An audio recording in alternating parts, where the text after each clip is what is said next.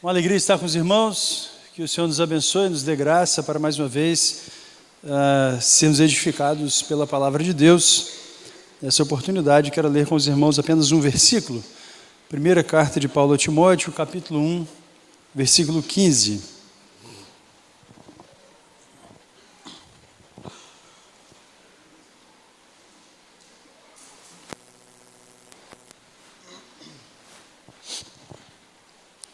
Primeira carta de Paulo a Timóteo, capítulo 1, versículo 15, diz assim a Escritura: Fiel é a palavra e digna de toda a aceitação, que Cristo Jesus veio ao mundo para salvar os pecadores, dos quais eu sou o principal. Feche seus olhos, vamos orar mais uma vez. Vou pedir ao nosso querido presbítero que faça a oração. Senhor Deus, obrigado pela leitura da sua palavra, obrigado pela sua igreja reunida, obrigado pelo pregador, Senhor, da sua palavra que o Senhor trouxe para falar para a gente hoje, pastor Robson, que com a sua palavra lida, o Espírito Santo do Senhor instrua os nossos corações, no nome de Jesus. Amém. Amém. Irmãos, talvez sejam apenas coisas repetidas, nenhum problema. Na verdade, nós precisamos ouvir ministrações e palavras com uma certa frequência para que esteja sempre na nossa mente e no nosso coração. Afinal de contas, a Escritura diz: guarda no coração a tua palavra para não pecar contra o Senhor. Tem um compromisso que todo mundo aqui conhece, registrado em Marcos capítulo 16, que é de que todo cristão, todo aquele que é chamado por Deus, é chamado para anunciar o Evangelho.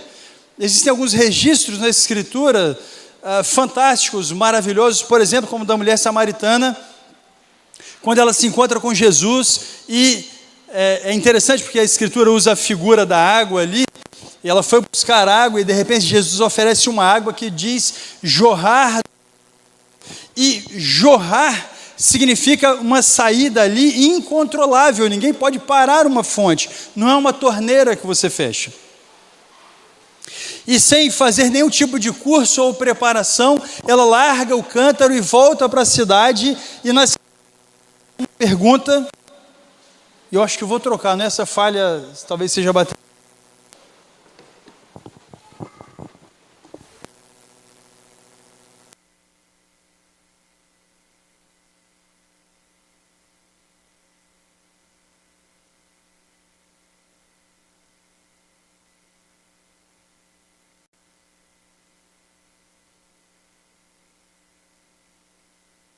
Jorrando do seu interior a palavra de Deus, algo que ela não consegue guardar, ela não consegue reter para si.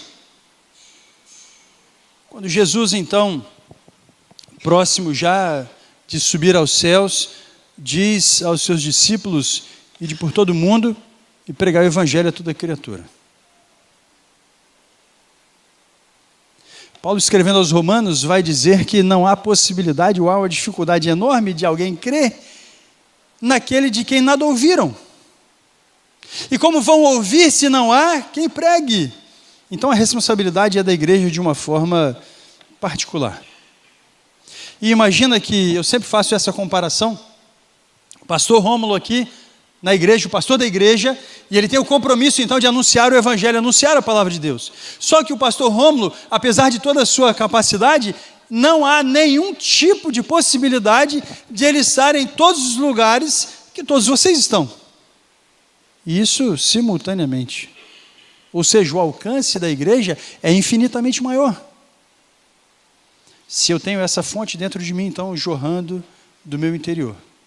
Mas também se eu entendi que esta mensagem, ou que esta convocação é para mim, e que essa responsabilidade é minha, e que preciso então pensar naquilo que estou fazendo dia a dia, quando não anuncio, quando não falo do amor de Deus, quando não falo da graça de Deus, quando não falo das obras maravilhosas que Deus realizou na minha vida. Pensando nesse compromisso, pensando nesta responsabilidade de todo cristão, nós conhecemos o Evangelho. Pensando nesta verdade, todos nós ouvimos falar de que existe um evangelho, na verdade fomos chamados por ele. E estamos caminhando aqui e ali, com alguns tropeços, crescimento, aprendizado, mas a pergunta então é, estamos anunciando este evangelho? Estamos falando deste evangelho? Como enxergamos o evangelho? O que é o evangelho para nós? O que é o evangelho na vida das pessoas que nos cercam, quando veem a nossa vida? Eu queria meditar nesse texto com vocês a respeito da palavra fiel de Deus. O apóstolo inicia esse parágrafo falando a respeito da ação eficaz da graça divina sobre a sua vida, sobre o seu ministério. Então ele começa o parágrafo falando a respeito da obra que Deus realizou na sua vida, na vida dele. E como isso é bom, eu tenho certeza que aqui os que têm alguns anos já de convertido, certamente têm histórias para contar. Talvez, quem sabe, quem tem uma semana de convertido, um mês de convertido, não tem uma história para contar a respeito de Jesus. Muito provavelmente, quase todos aqui, ou todos, se não, teriam relatos, testemunhos da obra, da graça de Deus na sua vida. Às vezes eu me pego cobrando de mim mesmo algumas coisas que Deus me deu a graça de viver, e eu não conto tanto. Algumas coisas eu não consigo contar tanto, outras coisas demoram muito. Mas, por exemplo, essa não precisa registrar, mas eu estive às portas da morte 6 vezes. 2 vezes no mesmo dia. Assim, morrendo mesmo, literal. Só 6 vezes. E algumas delas o testemunho demora um pouco demais. Mas como é maravilhoso quando conta, quando compartilha, quando fala da graça de Deus sobre a vida dos seus servos. Paulo está fazendo exatamente isso quando começa a falar neste parágrafo a respeito da ação divina sobre a sua vida e sobre o ministério que ele tem desempenhado. Primeira e segunda carta a Timóteo e Filemão são cartas são distintas das demais porque são dirigidas a pessoas, as outras são dirigidas à igreja. Entretanto, tem significado e importância além da pessoalidade, e por isso logo foram designadas como epístolas pastorais. A igreja estava em crescimento. Era o início da história da igreja. Era o início da caminhada. O registro, então, começa no livro de Atos, contando a história da igreja, a expansão da obra da graça de Deus, do reino de Deus na terra. Só que, claro, se estava em crescimento, a igreja era jovem, estava então começando a caminhada. Rodeada de incrédulos, atacada por heresias no seu interior. Paulo então relata no versículo 13 a sua condição. Diz o texto: a mim, que noutro tempo era blasfemo e perseguidor e insolente, mas obtive misericórdia, pois o fiz na ignorância, na incredulidade.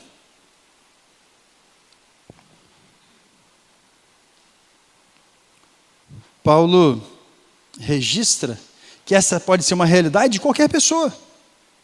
Agora ele está do outro lado transmitindo a mensagem, mas esteve também do lado da incredulidade, da incerteza, na escuridão. Agora manifesta de forma maravilhosa a gratidão do seu coração. Também usa o seu exemplo para dizer como foi alvo da graça e assim estimular os outros. O propósito do testemunho de Paulo aqui não é se envaidecer, o propósito do servo de Deus aqui não é se engrandecer, mas anunciar aos outros para que eles também tenham esperança. Não é assim? Quando nós contamos um relato pessoal, quando nós compartilhamos a nossa fé, primeiro, claro, precisa ser um testemunho e não um testemunho, né? Precisamos falar, narrar a história de forma que o nome de Deus seja glorificado. Isso é extremamente importante. Mas o outro objetivo é estimular aos outros para que eles creiam. Para que eles saibam também que Deus opera maravilhas. para que eles saibam que Deus cuida do seu povo. Em todo o tempo, em todas as épocas.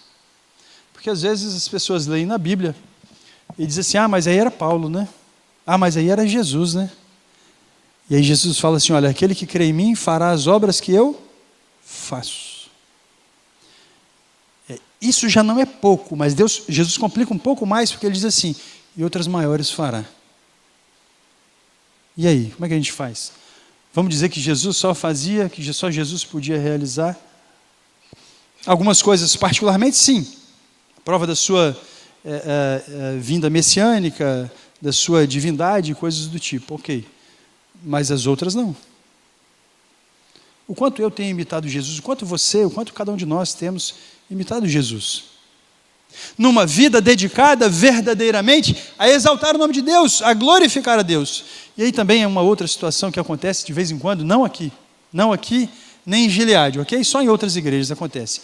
É que algumas pessoas entendem ou acreditam que glorificar a Deus é cantar.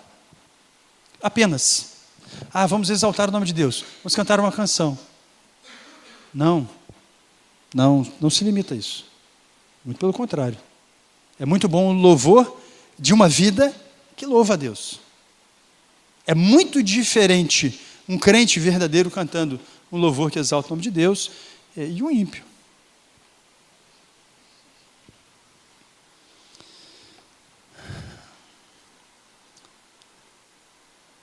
Então, no versículo 15, ele nos dá algumas informações que nos falam a respeito do Evangelho. Esse Evangelho que ele anuncia, esse Evangelho que nós somos desafiados a anunciar e que precisa ser preservado, precisa ser anunciado de forma fiel.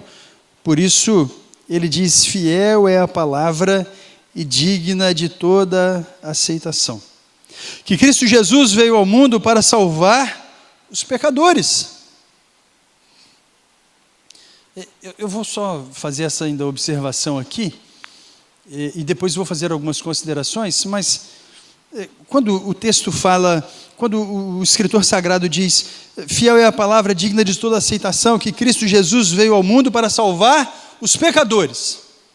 E parece que em alguns lugares do nosso tempo tem sido anunciado um evangelho ou apresentado um Jesus muito pobrezinho, muito necessitado, muito carente, tadinho, tão abandonado.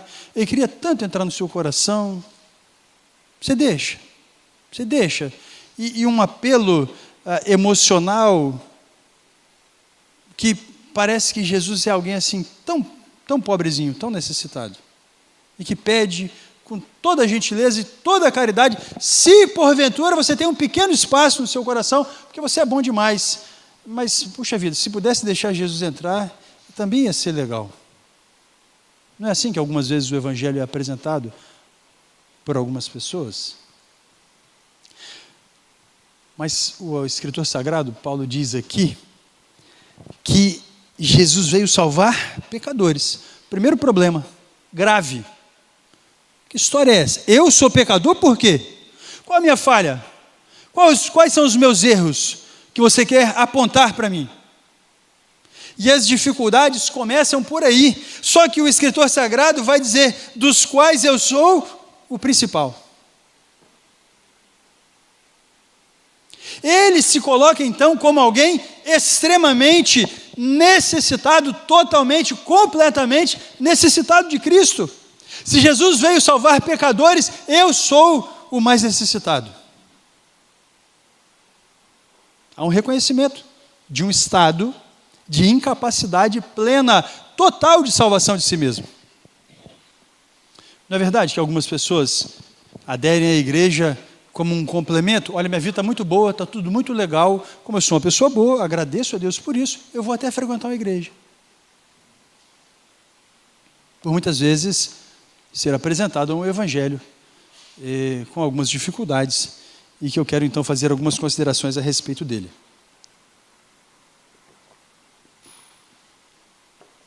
A primeira delas é como pregamos o evangelho. O que o autor sagrado neste pequeno texto, nessa pequena parte do texto, está dizendo, ensinando para mim e para você, é como devemos pregar o Evangelho. Primeiro, como uma certeza. Óbvio, diz o texto, ele começa dizendo, fiel é a palavra e digna de toda aceitação. Ou seja, não é um talvez, não é um quem sabe, mas fiel e digna de toda aceitação. O Evangelho precisa ser anunciado como uma certeza, é a palavra fiel de Deus, nós não duvidamos.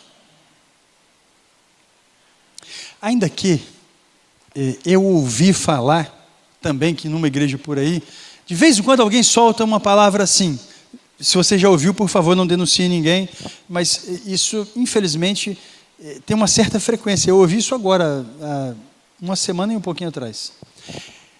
Eu acredito na Bíblia, mas naquela parte lá nem tanto. Ah, não, eu acredito na Bíblia. Não, mas assim não. Assim como você leu aí no texto, não.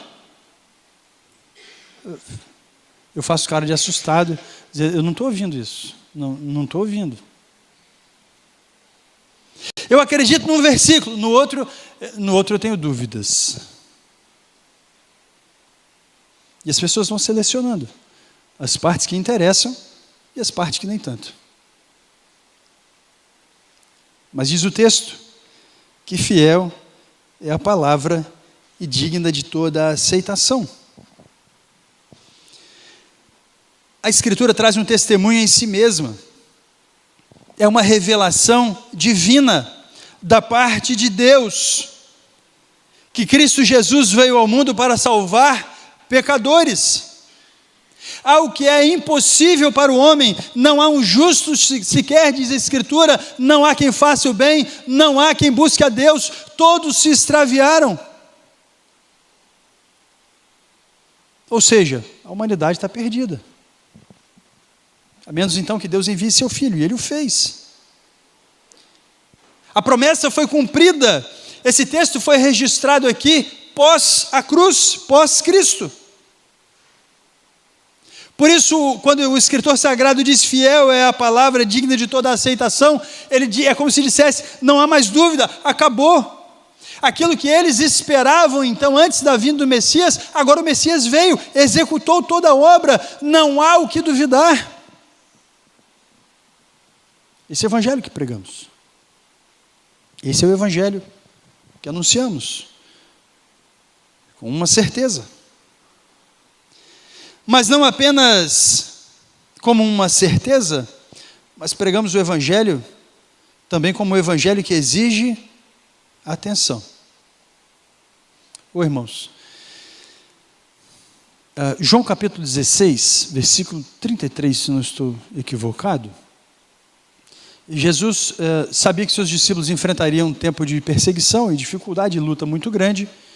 Então, trazendo uma palavra de incentivo, ele diz o seguinte, João capítulo 16, versículo 33, estou procurando aqui, calma aí, vai chegar. Ou não, tenho que vir lá.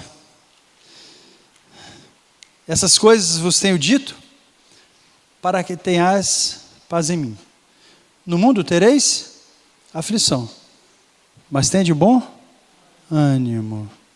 Irmãos, de verdade, só essa palavra, ânimo, não é ruim quando você chama alguém para fazer alguma coisa, empolgado, feliz da vida, algo bom, importante, que vai ser legal demais, que vai ser joia, que vai ser super abençoador. Aí você chama a pessoa, fulano, vamos comigo, a pessoa, Ou então fala assim, agora? Sério? Tem que ser eu mesmo? É joia, né? Animador. Terrível. O evangelho exige atenção, deve ser anunciado como algo que exige atenção, diz o texto, digno de toda a aceitação. Que toda é essa? Não é só que Jesus veio para salvar a gente, não, eu só tenho que dizer sim e acabou.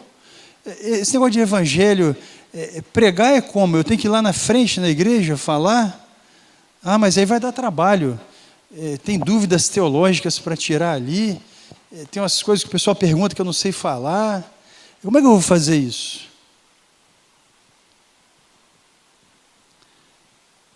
Tem uma frase que eu digo sempre para os irmãos, que é a seguinte: olha, não é problema nenhum ter dúvida. Problema nenhum. O problema é não querer saber. Paulo, escrevendo a respeito dos dons, na carta aos Coríntios, ele diz assim, primeira carta aos Coríntios, capítulo 12, versículo 1, a respeito dos dons espirituais, irmãos, não quero que vocês sejam ignorantes. A respeito dos dons que Deus dá para a sua igreja, para a edificação do corpo de Cristo, para o crescimento da obra de Deus, eu não quero que vocês sejam pessoas que não se importem, que não queiram saber.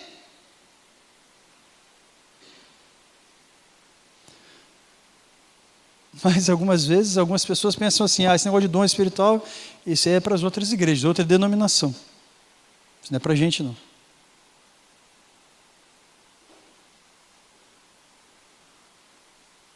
Mas o texto está dizendo, não quero que vocês sejam ignorantes a respeito do assunto.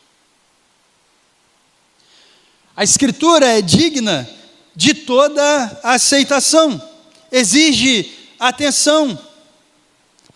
Devemos nos aprofundar, devemos conhecer, devemos buscar, pois é verdadeira.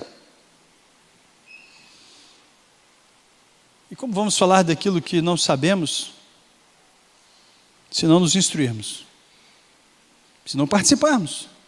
Via relação aqui de atividades. Gente, quando eu era novo convertido, novo não, depois de convertido, o tempo todo, acho que talvez por isso era o propósito de Deus, o ministério pastoral para mim. Eu não saía da igreja. Eu era o que chama de piolho de igreja. O pastor falou que ia tomar um café na igreja e eu estava junto. O pastor falou que ia chegar meia hora antes. Um dia eu me lembro, como se fosse hoje, falou assim, olha, vou chegar meia hora antes e nós vamos conversar um pouco a respeito de vida com Deus. Ele falou a hora, eu cheguei 5 minutos antes, eu cheguei primeiro que ele. E não foi uma vez, todas as vezes que tinha eu estava lá. O tempo todo. Por que será? Porque eu sou especial. Porque eu sou inteligente. Porque eu sou muito importante. Porque eu quero mais que todo mundo. Porque nada. Lembra do que o texto está dizendo aqui? Cristo veio salvar pecadores, dos quais eu sou o principal. Se eu não enxergar a minha condição diante de Deus, eu vou continuar achando. Se eu não entender o Evangelho, eu vou continuar achando. Mas ele não diz apenas como pregamos o Evangelho, ou como devemos pregar, mas qual Evangelho pregar. A segunda consideração, então, que Evangelho pregamos? Fácil demais. Essa é muito fácil. Eu queria que fosse super fácil, de verdade, de coração. Eu queria que fosse muito fácil. Agora há pouco, ministrando uma lição da escola dominical, falando a respeito da história da igreja, da mudança que houve no 4º século, quando a igreja então era de perseguida, passou a ser privilegiada. Então, outras pessoas que não eram cristãs confessaram o cristianismo, se infiltraram na igreja e deturpou e distorceu a igreja de forma tão absurda. Quando chega no século XVI, temos as informações da Reforma Protestante. Venda de indulgências, venda de pedaços da cruz de Cristo, e venda de tudo quanto é tipo de coisas que se possa imaginar. As heresias que haviam penetrado na igreja. E depois da Reforma Protestante, hoje não temos mais nada disso na igreja.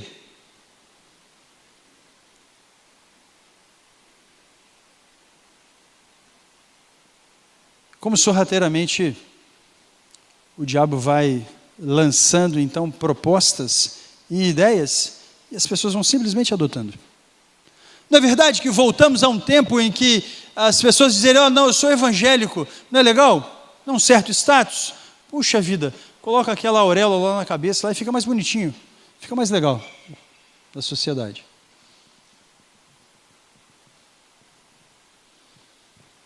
Que evangelho pregamos? O texto diz, primeiro, que deve ser o evangelho de uma pessoa. Quando se pergunta o que é o evangelho, no geral a tradução acontece automaticamente. Evangelho significa boas novas. Que boa nova é essa? Para quem que é boa nova? Quando Jesus comissiona os seus servos, comissiona a igreja, ele diz o seguinte: ide por todo mundo e pregar o evangelho a toda criatura. Uns vão ser salvos, outros vão ser condenados. O mesmo evangelho, a mesma palavra vai salvar algumas pessoas e condenar outras pessoas. Terrível. Como é que eu anuncio um evangelho desse fazendo piada?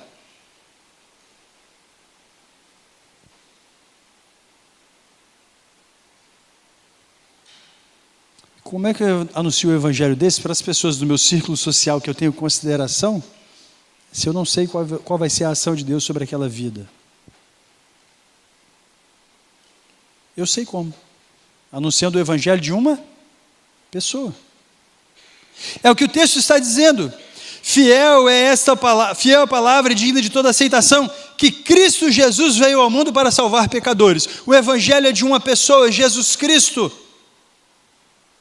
Não é meu, o evangelho não é seu,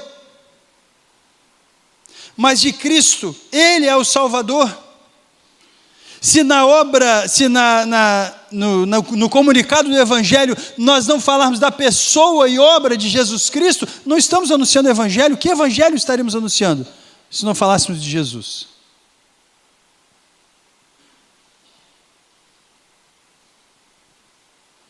E é interessante que também temos no nosso tempo. Venha para a nossa igreja, aqui tem. E benefícios, e benefícios, e benefícios, e soluções para todos os seus problemas. Se eu for para a Bíblia, o que está escrito, dito pelo próprio Cristo, aquele que quer vir após mim, a si mesmo se negue, cancela a sua vida. Ei, cancela a sua vontade. Cancela o seu querer, cancela o seu pensamento, porque disse Jesus também, conversando com Nicodemos, no começo do Evangelho de João, que aquele que nasce de novo é uma criança. Nascer de novo, encontrar-se com Deus, significa tornar-se de novo uma criança, começar de novo, do zero. Tem que aprender tudo de novo, tem que aprender a andar. Não é verdade que o ímpio tem que aprender a andar? Andar como um crente agora, como um salvo, como um cidadão do céu. Se ele continuar andando do mesmo jeito, continua andando como um ímpio, como escravo do pecado. Tem que aprender a falar. Ô irmãos, eu tenho uma dificuldade enorme, desculpa, particularidade minha, ok? É uma particularidade minha. Tenho uma dificuldade enorme com isso. Se o crente não mudar o seu jeito de falar, alguma coisa está difícil. Era bom demais. O apóstolo Paulo está dizendo, Jesus veio salvar pecadores, dos quais ele é o principal. Eu estou no mesmo barco. Eu tenho que aprender tudo de novo. Mas parece que para algumas pessoas, em alguns lugares, não precisa mudar nada, está tranquilo. Estou bom já. Você não tem que andar como um ET nessa terra. Continue fazendo as mesmas coisas, conversando do mesmo jeito, andando do mesmo jeito. Eu tenho dificuldade com isso, de verdade. Tenho dificuldade.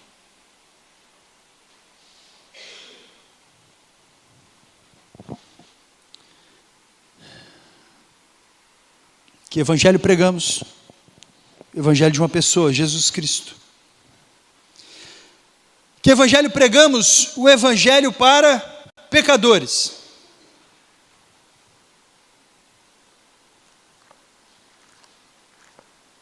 Mateus,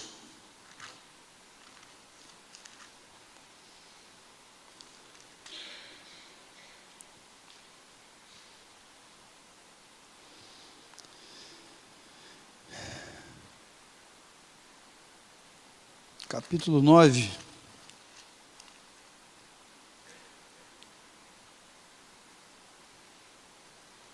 versículo 13 e 14, diz: Ide, porém, e aprendei o que significa. Misericórdia quero e não holocaustos. Pois não vim chamar justos, e sim pecadores ao arrependimento. Vieram depois os discípulos de João e lhe perguntaram: por que jejuamos nós e os fariseus muitas vezes, e teus discípulos não jejuam?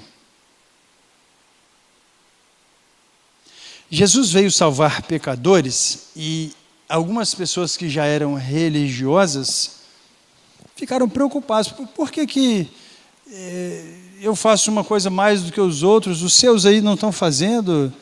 Eles começaram a perguntar: Jesus, você não está equivocado nesse negócio, não? O jejum foi estabelecido por Deus, e aqueles que estão andando com você não estão fazendo o que eu faço. Eles não estavam andando com Jesus e perguntando para Jesus: por quê?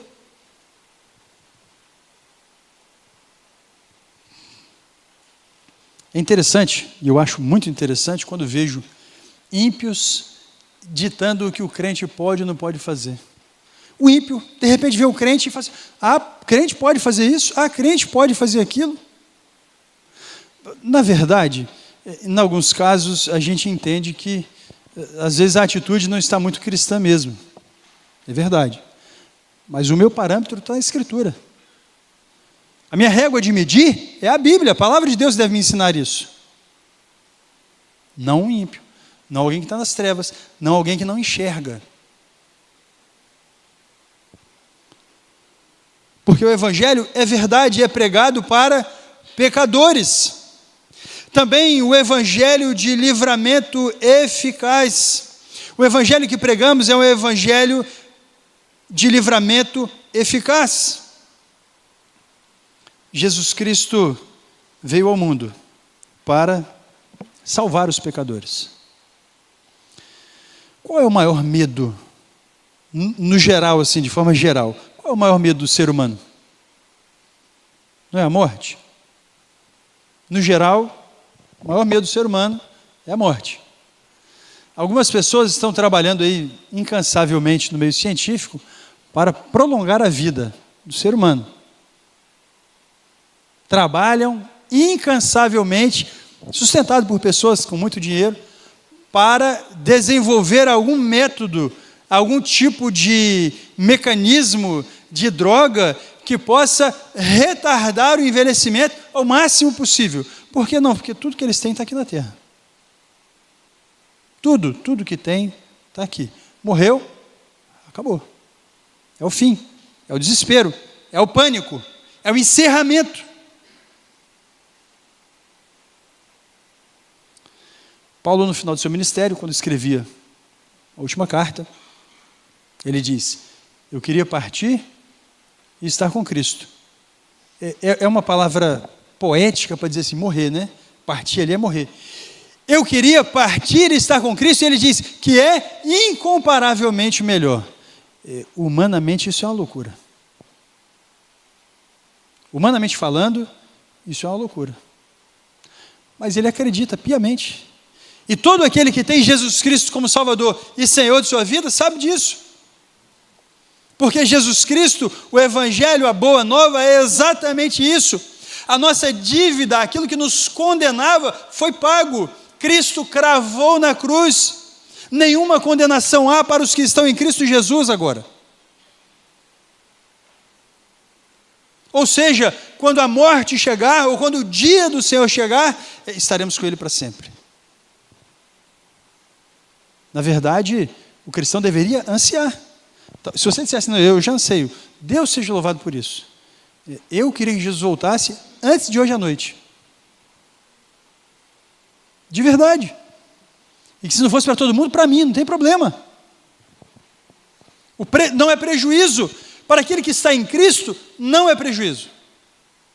Se ele tem convicção, certeza de sua salvação. Por quê? Porque ele veio salvar pecadores. Jesus veio salvar pecadores. É um evangelho de livramento eficaz. Terceira e última verdade que o texto nos ensina.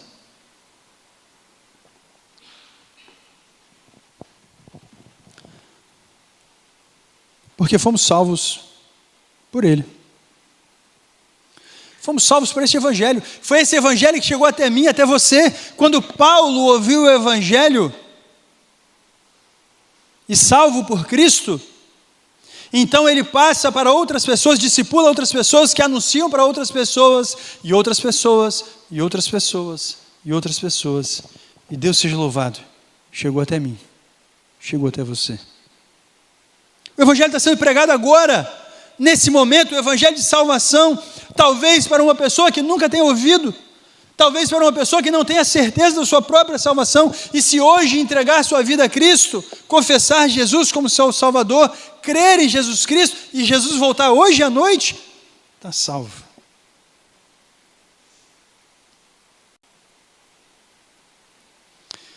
Medita na parábola do rico e Lázaro, pensa um pouquinho naquilo. O rico, quando morreu, e chegou no lugar de tormento, e diz, agora acabou. Pai Abraão, permite que Lázaro me refresque a língua, molhar a ponta do dedo e me refrescar a língua. Não dá. Eu não sabia que ia vir para cá. Não dá. Puxa vida, deixa eu anunciar para os meus irmãos, os meus familiares. Não dá. Mas eles, não dá. Não dá. É só aqui. É só aqui. Por isso a Escritura diz, se hoje ouvires a voz do Senhor, não endureçais o vosso coração. Pregamos porque foi o Evangelho, fomos salvos por esse Evangelho. Pregamos porque agora aquele que confessa Jesus verdadeiramente, assim como a mulher que citei, a mulher samaritana, existe uma fonte jorrando do seu interior.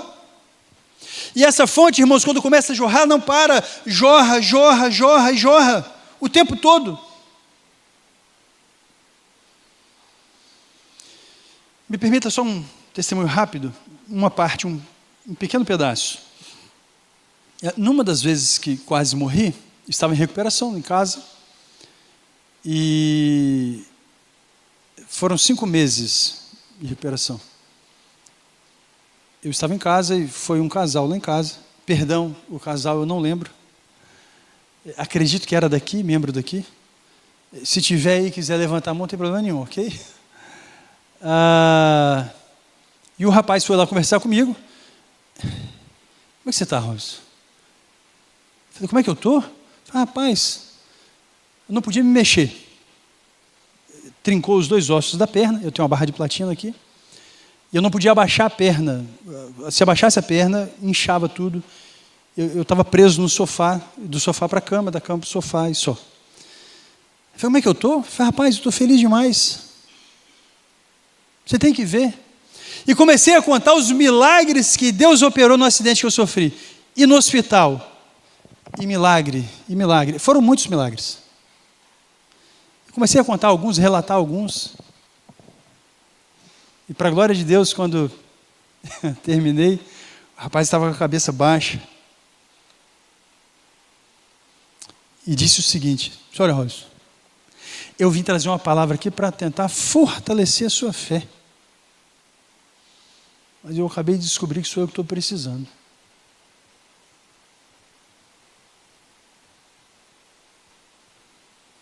Aquele que crê, Deus sustenta, mesmo no meio da tribulação. Aquele que crê, Deus sustenta, mesmo no meio da adversidade. Aquele que crê, Deus dá graça, mesmo no meio da luta. Vários exemplos que você conhece. Jó. Jonas é impressionante. Rafael e Fernanda vão ouvir pela 10ª vez, eu acho. Todo mundo com medo de morrer, desesperado, porque a morte estava diante deles. O barco estava a naufragar, tempestade, e disseram, olha, roga para o seu Deus, não importa qual seja. Pede até para o diabo. E todo mundo com o pavor da morte diante dos olhos, procuram Jonas, alguém encontra Jonas. Jonas estava fazendo o quê? Dormindo. Eu falei, não, peraí, não. Você está dormindo, cara? Você é louco? Nós vamos morrer. Aí Jonas, por quê? Tempestade. Quem é você? A que Deus você serve? A resposta de Jonas é algo que eu amo ler e ouvir e meditar. Eu sou hebreu e sirvo ao Deus que fez os céus e a terra.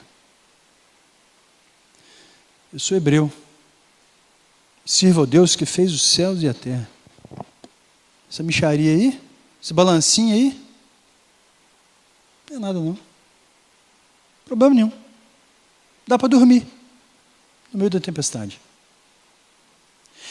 Pedro, quando estava na prisão, se não me falha, era Tiago. Eu não quero matar o apóstolo errado aqui, mas eu acho que era Tiago. E ele foi decapitado naquele dia, e os guardas disseram para João, para Pedro, amanhã é você. Amanhã é você que vai morrer. E aí o anjo chega de madrugada para livrar Pedro da prisão. E o anjo teve que fazer o quê mesmo? Teve que acordar Pedro. Pedro estava dormindo. Aí eu pergunto para o Jader, você ia dormir? Vai morrer amanhã. Você ia dormir, Ricardo? Passar a noite em jejum e oração.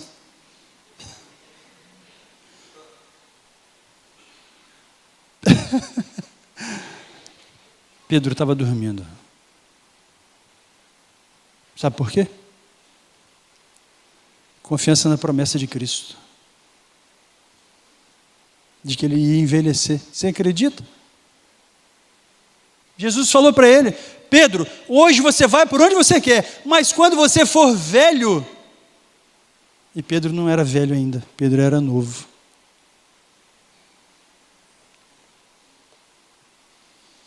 Filho, se Jesus falou que eu vou ficar velho, e pode botar guilhotina, pode botar espada, pode botar o que quiser, vai mascar tudo. Sabe por quê? Porque eu creio na palavra de Deus.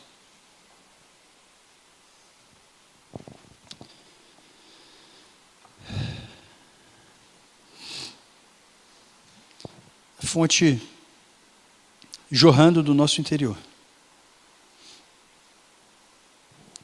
Essa fonte precisa jorrar, irmãos, constantemente. Porque se ela não está jorrando, ela está seca. Que em nome de Jesus, a minha oração é que seja você parte dessa fonte que jorre de dentro de você, constantemente. Uma fonte não jorra só de dia, uma fonte não jorra só dentro da igreja, uma fonte jorra constantemente por onde ela passa. Por isso a Escritura fala que o servo do Senhor, aquele que teme ao Senhor e anda nos seus caminhos, ao passar no deserto, faz dele um manancial. Ao passar no vale árido, transforma ele num manancial. Por quê? Porque a fonte está jorrando o seu interior. Que em nome de Jesus Cristo, seja você, esse servo do Senhor, que prega esse evangelho, que anuncia esse evangelho para os pecadores, para que o nome de Deus seja exaltado através da sua vida também.